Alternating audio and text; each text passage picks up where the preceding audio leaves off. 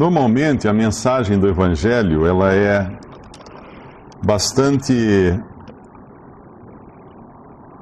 focada na nossa necessidade e às vezes nós nos esquecemos do que Cristo passou por nós na cruz. Ele foi a um extremo, chegou a um extremo, né, que nenhum homem pode jamais conceber, nenhum homem pode imaginar, nenhum de nós pode imaginar até onde Cristo foi, até que ponto ele chegou na cruz por nós. Eu queria ler um versículo no Salmo 37,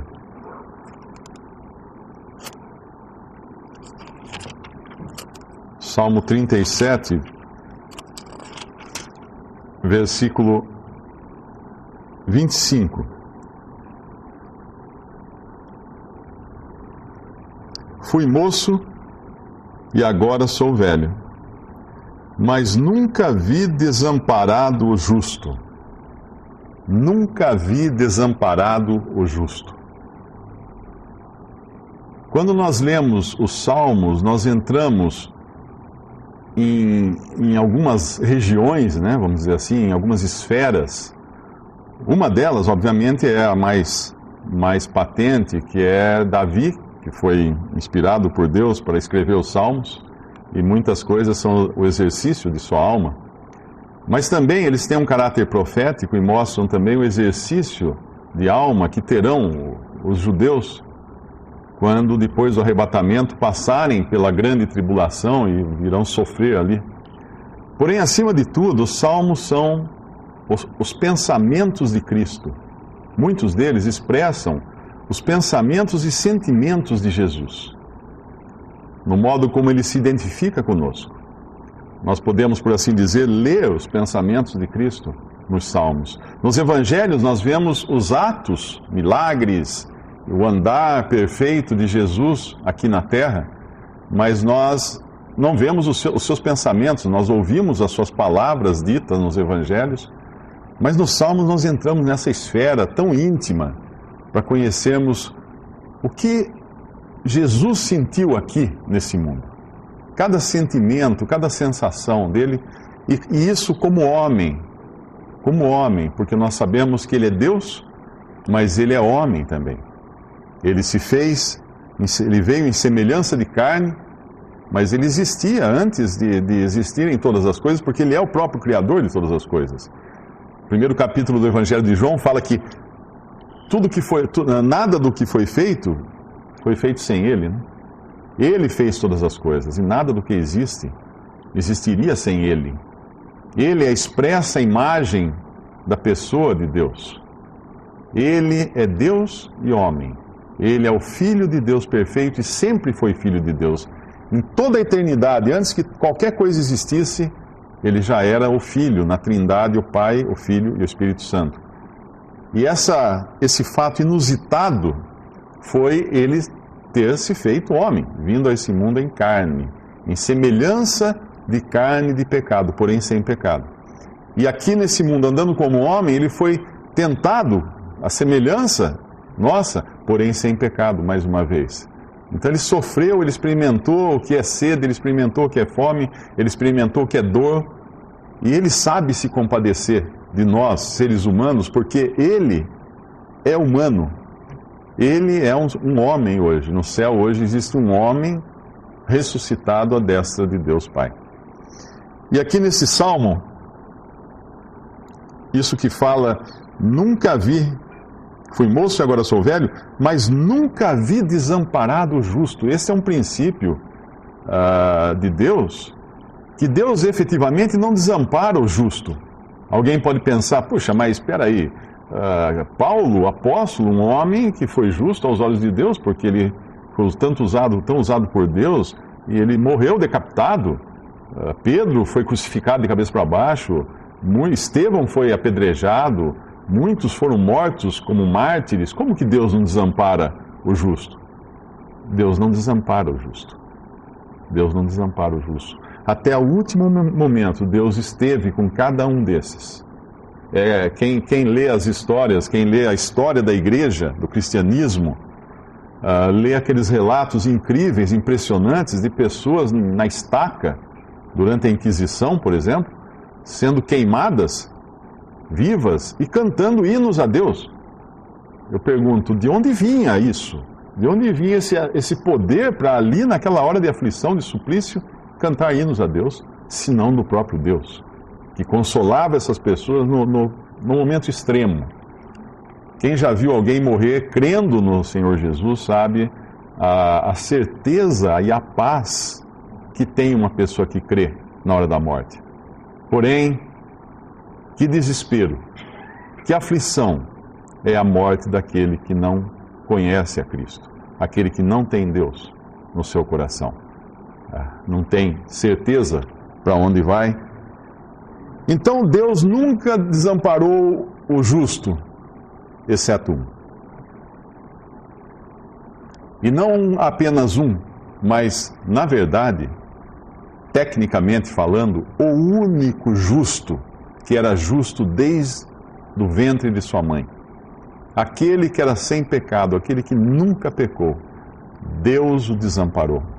Vamos abrir em Marcos capítulo 15. Evangelho de Marcos, capítulo 15. Nós vamos ver uma cena no versículo 33, em que Jesus está na cruz, pregado numa cruz. Todos aqui conhecem a história da crucificação. Mas algo acontece naquele momento. Em plena luz do dia, no versículo 33, e chegada a hora sexta, houve trevas sobre toda a terra até a hora nona.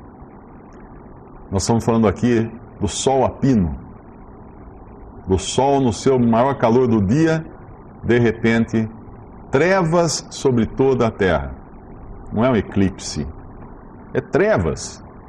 A luz simplesmente desapareceu.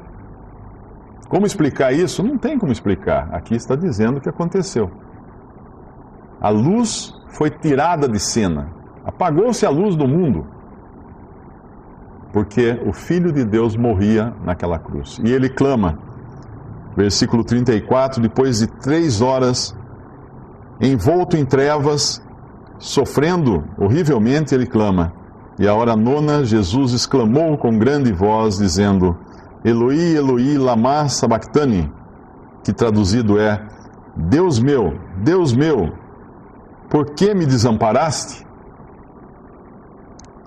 Aquele homem, que é o Filho de Deus, estava ali recebendo sobre si os pecados de todos aqueles que creem nele. Sendo feito pecado por nós, transformado ali na cruz em pecado por nós.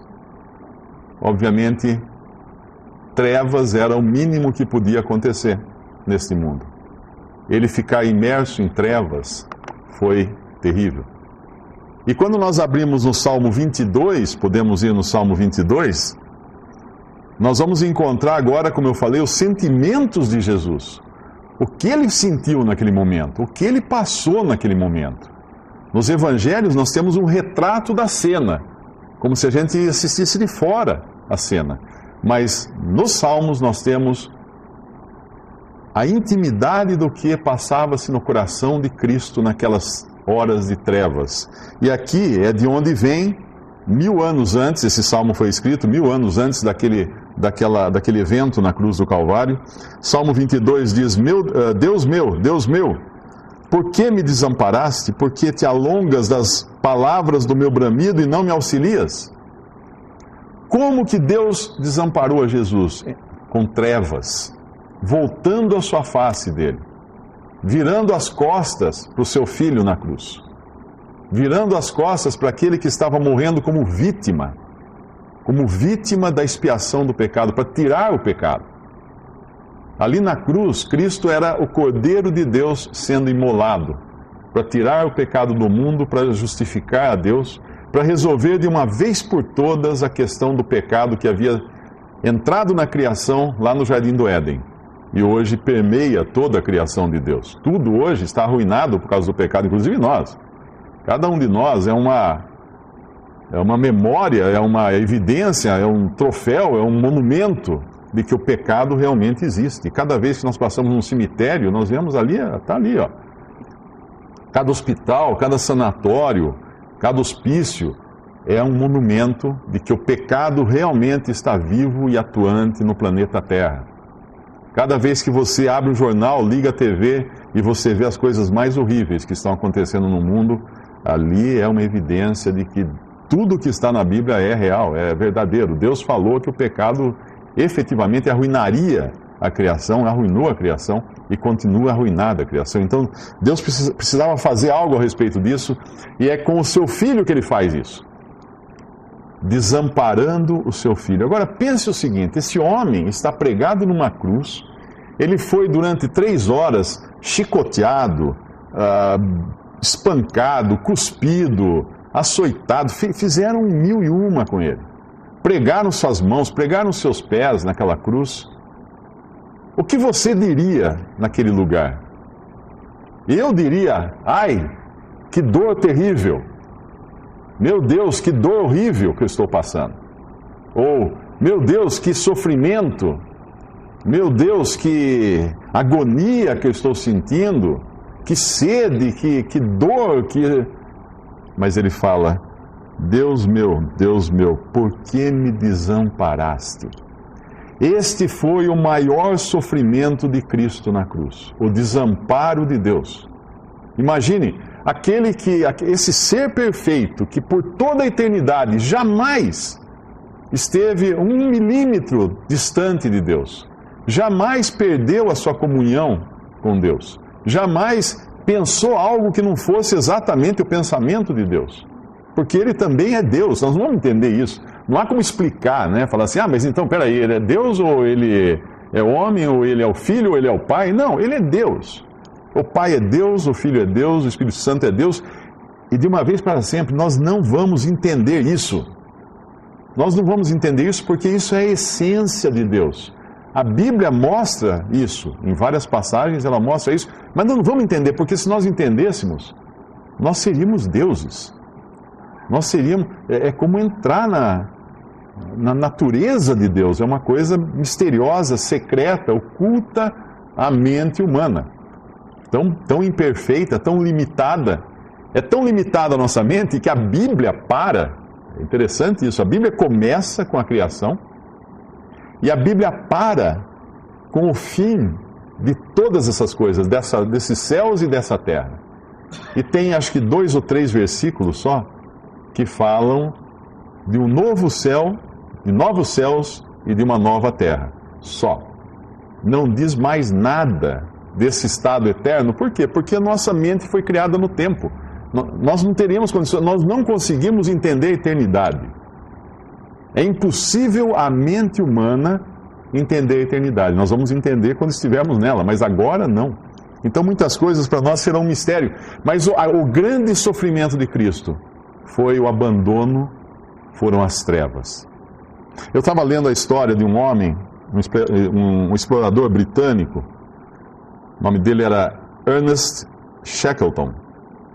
Ele, em 1914, ele pegou um navio com a sua equipe de exploradores, navegou até a Antártica, né, que é o continente antártico no sul do mundo, embaixo da terra lá, né, e o plano era atracar no litoral, descer com seus equipamentos, com seus homens, seus cães, trenós e tudo mais, e atravessar todo o continente, 3.000 quilômetros caminhando, passando pelo Polo Sul para terminar a jornada do outro lado. Eu acredito que eles deviam, enquanto isso, o navio iria contornar o continente para esperá-los lá. Porém, quando eles chegaram, o navio ficou preso no gelo. E nós estamos falando de 1914, não tinha internet, não tinha rádio de alcance mundial, não tinha e-mail, não tinha celular, não tinha nada. Está lá esse navio preso no gelo no Polo Sul. Eles contam, eles sobreviveram, Eles voltaram, me parece que em 1918 ou 19 para a Inglaterra, porque eles foram resgatados depois por um navio chileno que os encontrou. E eles contam que o pior foi passar mais de 2 meses em total escuridão. Não foi a fome, não foi o frio, foram as trevas. Um homem envolto em trevas, ele perde a identidade, ele não sabe mais quem ele é. Ele não sabe para onde vai, ele não sabe onde ele pisa. Porque chegou um momento em que o combustível que eles tinham para lanternas, para coisas assim, terminou. Eles não tinham lanterna de funcionar com dínamo, que nem hoje existe, ou qualquer outra bateria de duração longa. Não, simplesmente breu, total escuridão. Mais de 2 meses em total escuridão. O homem se desespera. Muitos ficam loucos numa situação assim, porque você não sabe nem mais quem você é, você não se vê, você não se enxerga num espelho, por exemplo, você não perde a percepção das coisas. E agora nós temos ali Jesus, esse que nunca saiu da luz, em total trevas, envolto em trevas, clamando: Deus meu, por que me desamparaste? Esse meu que ele fala na expressão é intimidade. Mas naquele momento ele não tinha mais. Essa intimidade ele perde ali na cruz.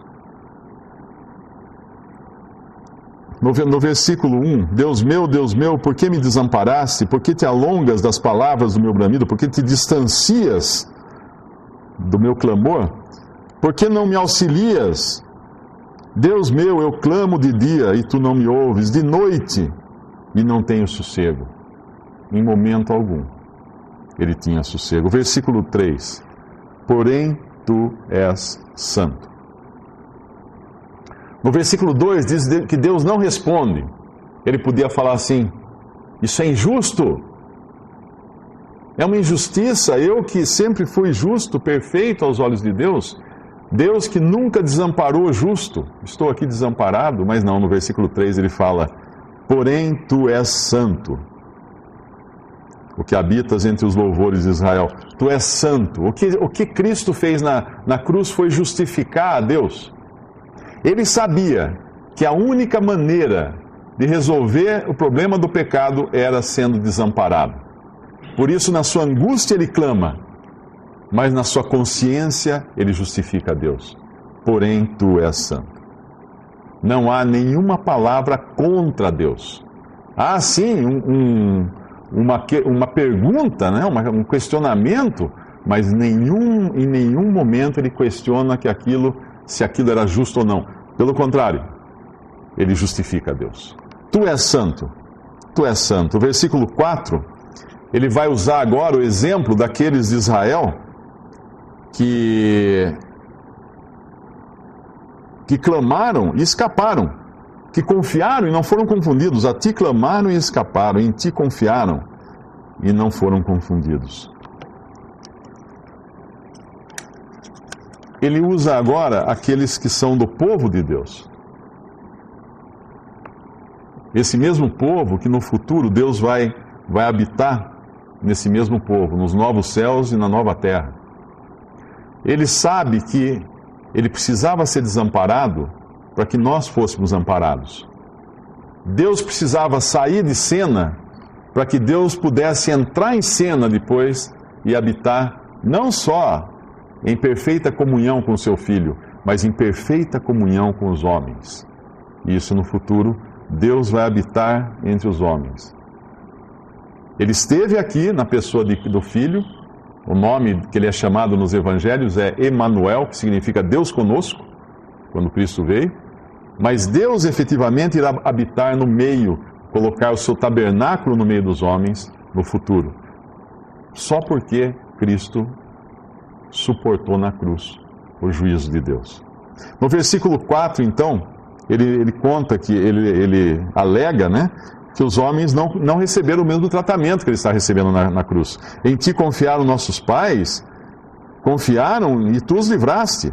A ti clamaram e escaparam, em ti confiaram, não foram confundidos. Por que eu agora? Por que me abandonaste? Por que me desamparaste? E ele próprio responde. a condição em que ele foi colocado agora por Deus. São basicamente 7 coisas, no versículo 6 ao 7, que ele vai descrever a si mesmo na cruz. Como ele se enxerga, a que ponto Deus o levou para que ele fosse oferecido ali como vítima, como sacrifício pelos nossos pecados. Mas eu sou verme, versículo 6. Um verme pensa num verme. Todos nós já vimos vermes. Você quer coisa mais asquerosa, mais suja, mais desprezível do que um verme? Quando você encontra uma comida estragada, ela está cheia de vermes. Quando você vê um corpo em decomposição, ele está cheio de vermes. Um cadáver, um animal morto, são vermes que pululam ali, que saem das entranhas daquele animal morto. E nós temos aversão a vermes. E Deus teve aversão a Jesus na cruz, como se olhasse para um verme. Como se olhasse para a coisa mais asquerosa, mais desprezível e mais suja que pudesse existir. Por quê? Porque ali ele levava sobre si os nossos pecados, ali ele tinha sido feito pecado por nós, e Deus não pode ter qualquer comunhão com o pecado, Deus não suporta o pecado. Uma vez perguntaram, minha mãe perguntou para um irmão, como saber se uma pessoa é realmente convertida a Cristo? Eu me lembro que ela me contou depois que esse irmão disse a ela: uma pessoa convertida a Cristo tem aversão ao pecado, tem verdadeiro horror ao pecado. Por quê? Porque agora ela tem o Espírito de Deus habitando nela, o Espírito Santo de Deus. E o pecado é simplesmente algo que não bate, não se encaixa. O salvo por Cristo, a diferença entre um salvo e um perdido é como uma ovelha e uma porca. A ovelha, os dois efetivamente podem até escorregar e cair na lama, mas a ovelha cai na lama. E ela se sente suja.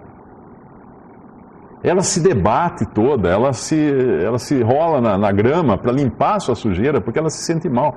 E a porca? A porca está onde ela quer, ela se refestela na lama, ela fuça na lama, ela rola na lama, porque ela gosta da lama. E essa é a diferença entre o salvo e o perdido. E imagine, nós estamos falando de pessoas salvas, ainda na sua condição de imperfeição, que foram salvas por Cristo. Imagina o próprio Deus. Ele olha para Cristo e vê um verme na cruz. Eu sou o verme. E outra coisa que ele diz: eu não sou homem. Eu não sou homem. Eu sou verme e não homem. Esse não homem tem um sentido muito forte, é muito pejorativo. Eu vou explicar o porquê. Uma expressão que todos nós estamos acostumados. Dizer a alguém: você não é homem para fazer uma coisa dessas. Às vezes nós vemos comentaristas em jornais, em revistas, na TV, dizendo assim: isso não é humano. O que esse criminoso praticou, a barbaridade que ele fez, isso não é humano. Nós consideramos que o homem tem certos padrões de moral e de justiça e de bondade, que nós mesmos falando assim, isso não é humano. Isso não é uma ação humanitária. Tanto é que uma ação humanitária é agir bem, cuidar das pessoas, ajudar as pessoas. Isso é uma ação humanitária, isso é uma ação humana, dentro do próprio conceito humano da palavra. E ele fala: eu não sou homem, eu não sou humano. Aos olhos de Deus agora, eu sou pior do que qualquer coisa. E daí ele vai falar aos olhos dos homens. A terceira coisa que ele fala aqui: opróbrio dos homens. Os próprios seres humanos o consideram inferior ali na cruz. Desprezível. Verme desprezível, inferior a todos.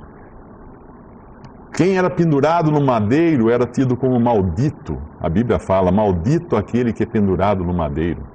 Uma das mortes mais injuriosas que podia existir era a crucificação. Era a crucificação, não era a forca, era a crucificação, porque a pessoa era pregada ali, largada lá para morrer de fraqueza, de sofrimento na cruz. Era um abandono, era uma morte por abandono. Não era uma morte misericordiosa, né? A gente fala assim: deu tiro de misericórdia no condenado, tal, decapitou. Não, era uma morte por abandono. Assim como Deus o abandonou na cruz, Os homens escolheram uma forma para que ele morresse abandonado também. A pessoa fica pregada até ela morrer de exaustão. O diafragma, quando você está com os braços abertos, o seu diafragma chega uma hora que não tem mais forças para abrir e fechar, e você não consegue respirar. A morte na cruz é uma morte por asfixia. Uma asfixia causada pelo seu próprio pulmão, que não consegue mais funcionar.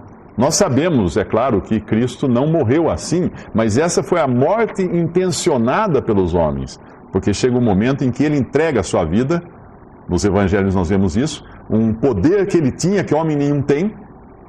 Ele fala, recebi do meu Pai o poder de dar a vida.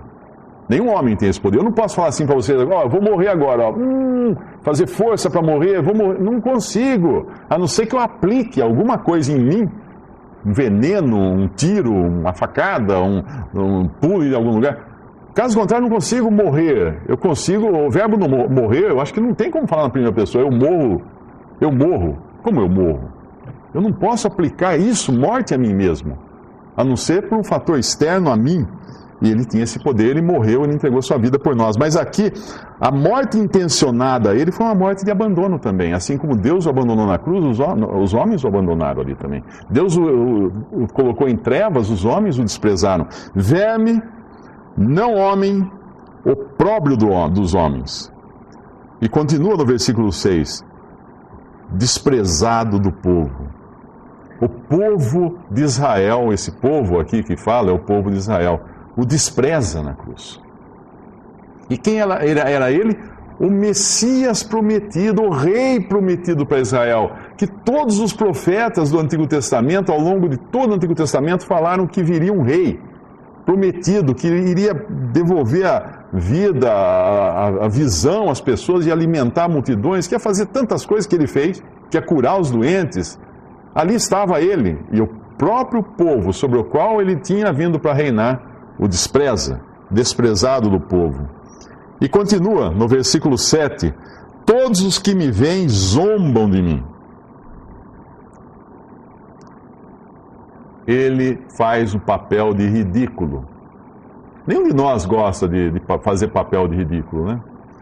De ser ridicularizado. Você vai numa festa, as pessoas riem da sua roupa, ou falam baixo nos cantos, viram a boca para conversar sobre você. É uma situação de desprezo. E assim estava ele sendo desprezado pelos homens ali.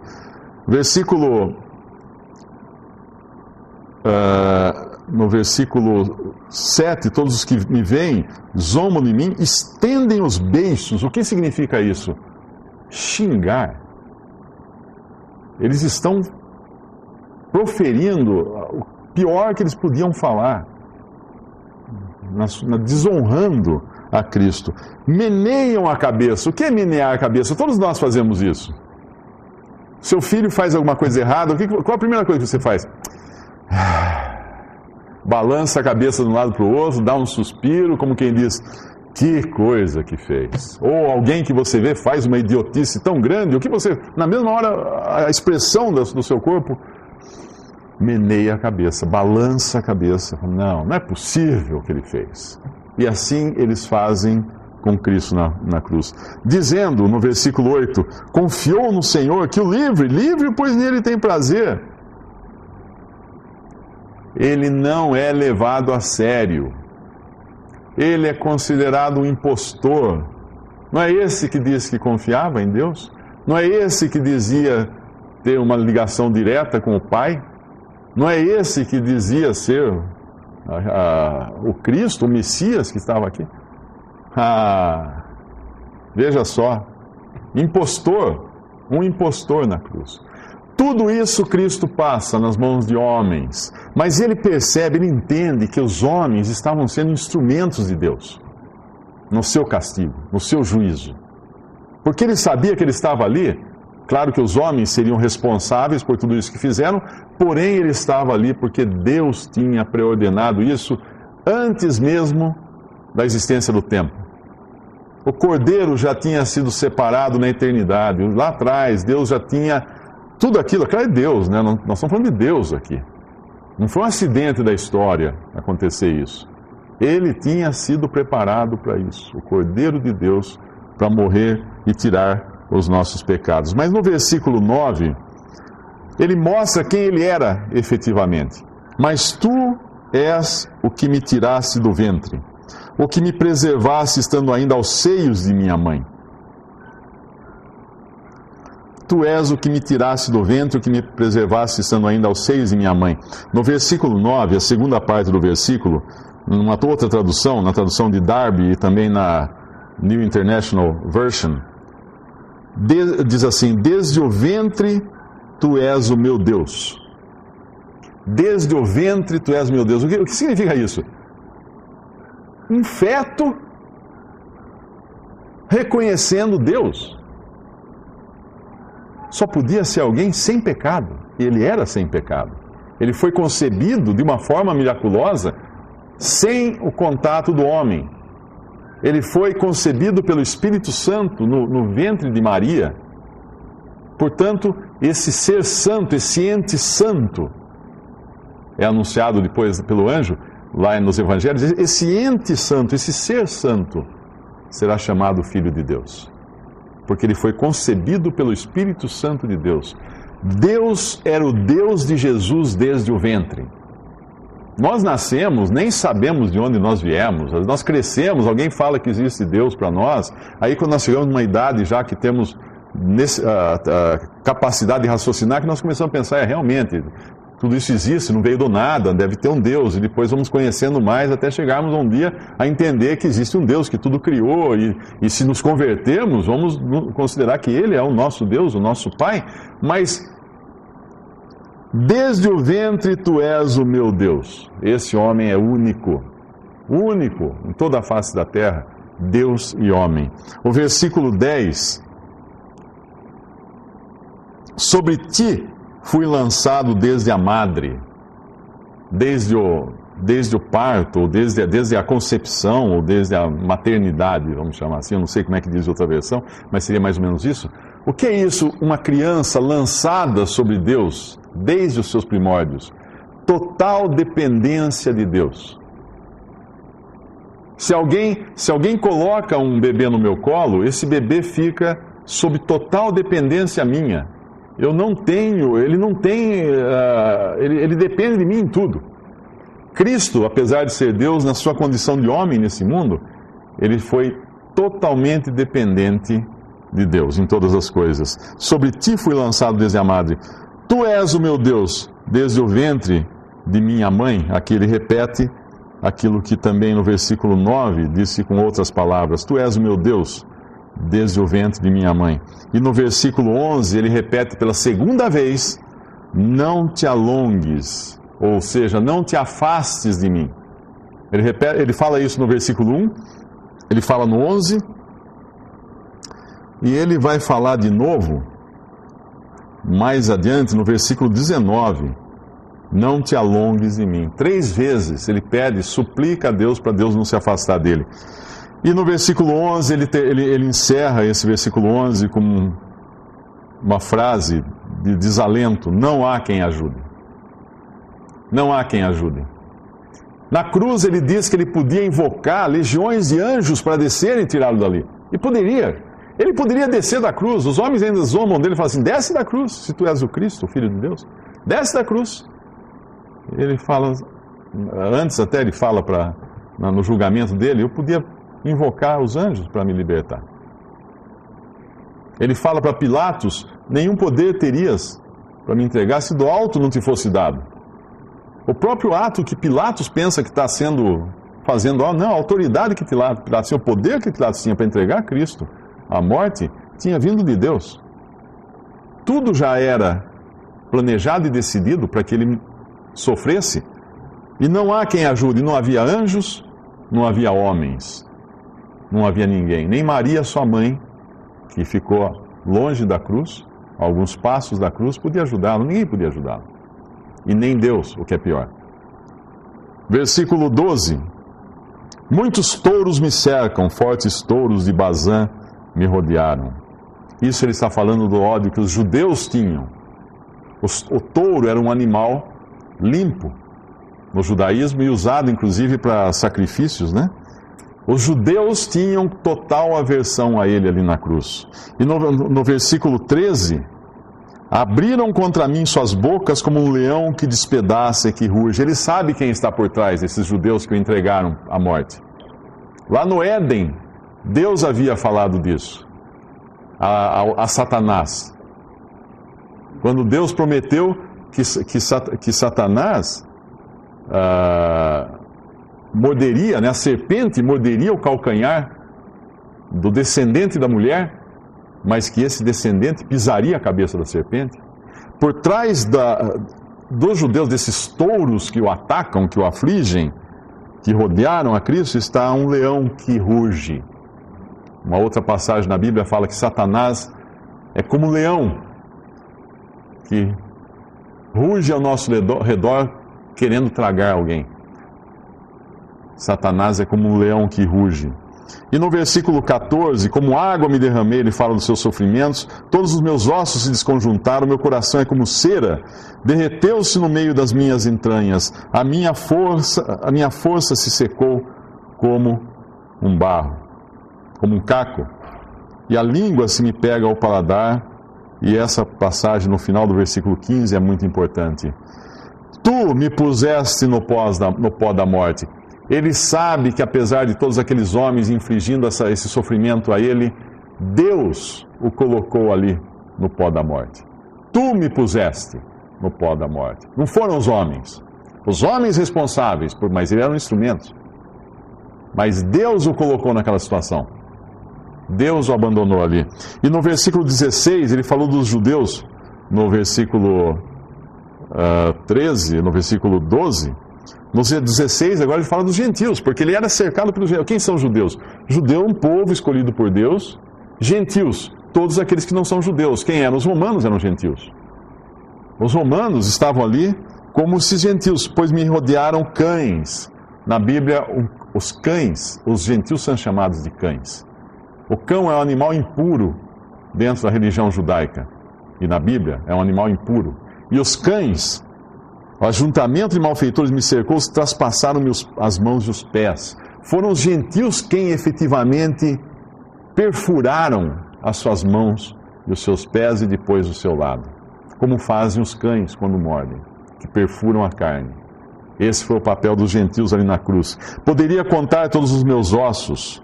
Isso é profético, porque nenhum osso dele foi quebrado, no versículo 17. Repartem entre si os meus vestidos e lançam sorte sobre a minha túnica. Eles despiram a Cristo de suas roupas.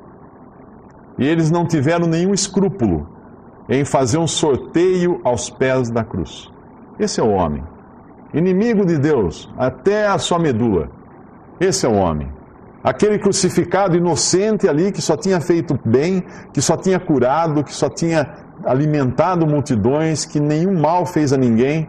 E debaixo dele, aos pés da cruz, os soldados sorteando as suas roupas, vendo quem ia ficar com as suas roupas. Tudo que ele tinha eram as suas roupas, vendo quem ia ficar com as suas roupas.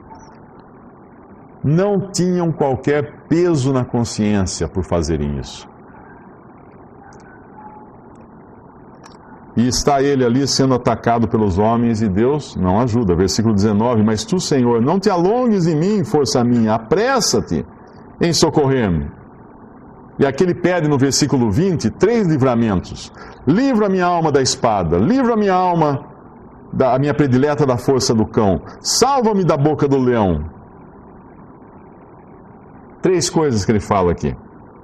A espada nos fala de juízo. Lá em Romanos 13 nos fala que a autoridade não tem sem razão a espada, porque a autoridade é juiz, para usar a espada. Hoje você tem autoridade e anda com uma arma na cinta.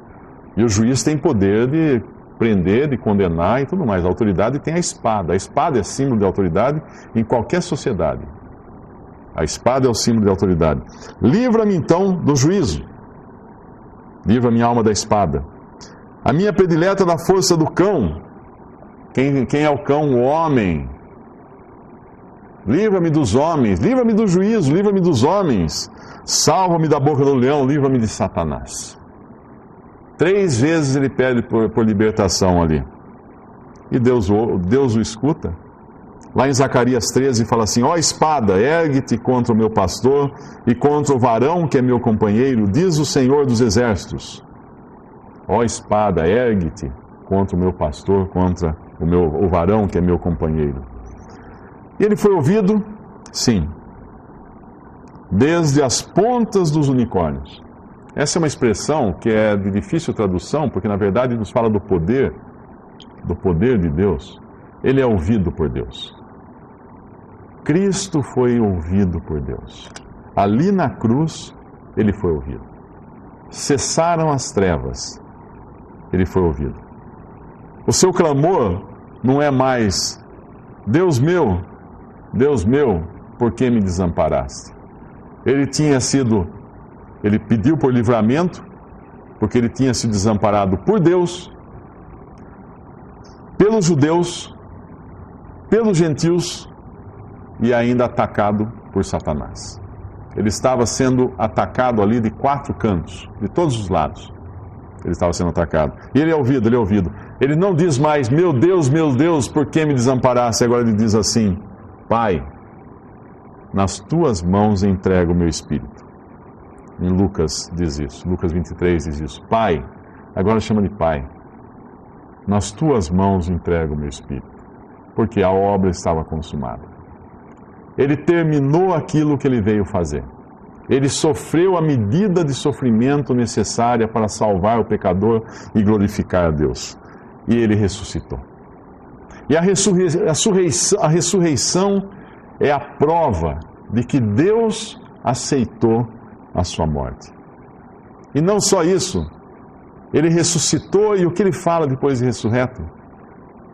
Ele fala a Maria, que o encontra à beira do sepulcro vazio: vai e avisa meus irmãos. Avisa meus irmãos. Ele chama agora os seus discípulos de meus irmãos. Cristo agora podia ter uma família aqui nesse mundo, de seres humanos, porque ele havia cumprido a obra da redenção. Meus irmãos. Uma coisa muito importante que a ressurreição nos mostra, que Deus o ressuscitou da morte, porque Deus aprovou o seu sacrifício, isso nos faz pensar numa coisa muito importante. Não é o que nós pensamos de Cristo que nos dá a segurança da salvação. É o que Deus pensa dele. E Deus ficou satisfeito com ele. E porque Deus ficou satisfeito, e Deus está satisfeito com o seu sacrifício, aquele que crê pode se sentir eternamente seguro, porque Deus selou aquele sacrifício com a ressurreição. Nos versículos seguintes aqui, quem quiser ler depois, nos versículos 22 em diante: declararei o teu nome aos meus irmãos, louvar-te-ei no meio da congregação. Você vai reparar que do versículo 25 ao 26... no versículo 22 ele já mostra que ele está agora, vamos dizer assim, entrando e abençoando os homens, começando pelos judeus e pelos salvos, e depois ele vai ampliar isso para mais pessoas.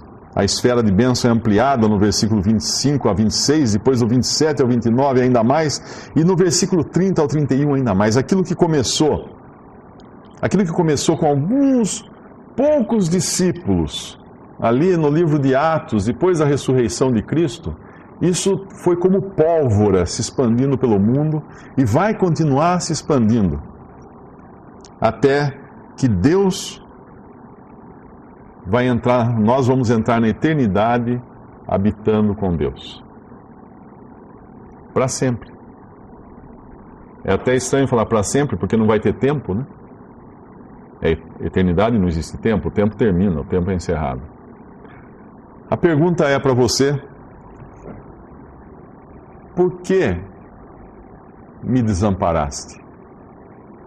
Qual resposta você daria para a pergunta que Cristo faz a Deus? Deus meu, por que me desamparaste?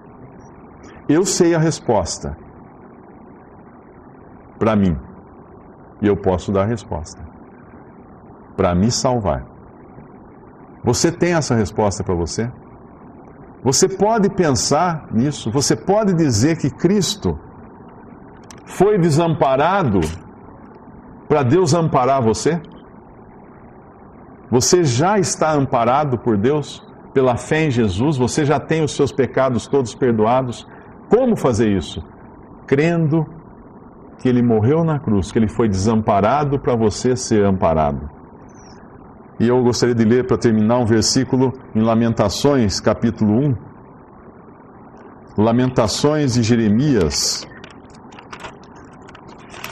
Isso está depois do livro de Jeremias, depois de Salmos, depois de Provérbios, Eclesiastes, Isaías, vem Jeremias, e aí Lamentações de Jeremias, capítulo 1.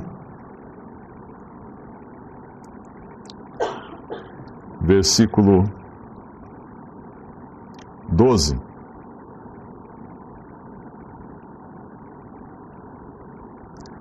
Não vos comove isto a todos vós que passais pelo caminho?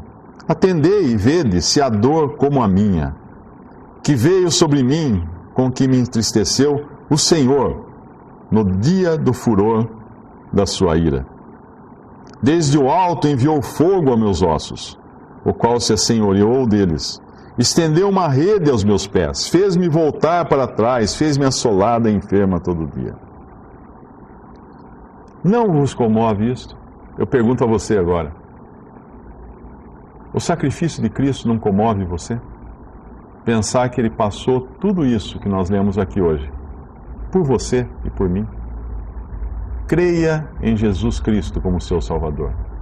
Todo aquele que crê nele tem a vida eterna. Ele ficou em trevas para que você pudesse viver em luz eternamente. Ele foi desamparado para que você pudesse ser amparado. Ele recebeu sobre si os nossos pecados para que você não tenha pecado algum na hora de entrar na presença de Deus. Todos ficaram lá atrás, na cruz, sobre ele.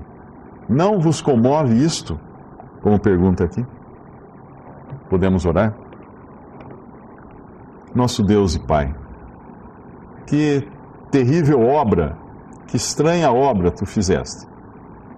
Entregando o teu filho na cruz, desamparando ali o único justo, para morrer uma morte horrível, em trevas, envolto em densas trevas, aquele que jamais tinha experimentado algo que não fosse luz, envolto em trevas, aquele que nunca pecou, tendo sido feito pecado por nós, aquele que nunca levou sobre si qualquer jugo, levando sobre o seu corpo os nossos pecados, aquele que alimentou multidões, passando fome e sede naquela cruz, aquele que curou, passando dores terríveis. Pai, nós pensamos comovidos naquela cena e agradecemos, Pai, porque podemos responder: foi por mim que ele morreu, foi por mim que ele sofreu, foi por mim que ele ficou abandonado. Pai, pedimos que, se porventura alguém que esteja escutando esta mensagem ainda não tem a certeza do seu destino eterno, ainda não tem a certeza do perdão de seus pecados, que possa crer em Cristo Salvador, que não despreze essa obra, não despreze esse sacrifício, toda essa dor não seja em vão, todo esse sofrimento e abandono não seja deixado de lado. Pai, pedimos isso confiando que Tu podes tocar corações, Tu podes invadir as almas, Pai, trazer à consciência o pecado, trazer à consciência o terrível destino que espera pelo pecador não arrependido, não perdoado de seus pecados. Por isso rogamos, Pai, que Tu possas tocar corações. Agradecemos pela Tua palavra que lemos aqui hoje, em nome de nosso Senhor e Salvador Jesus.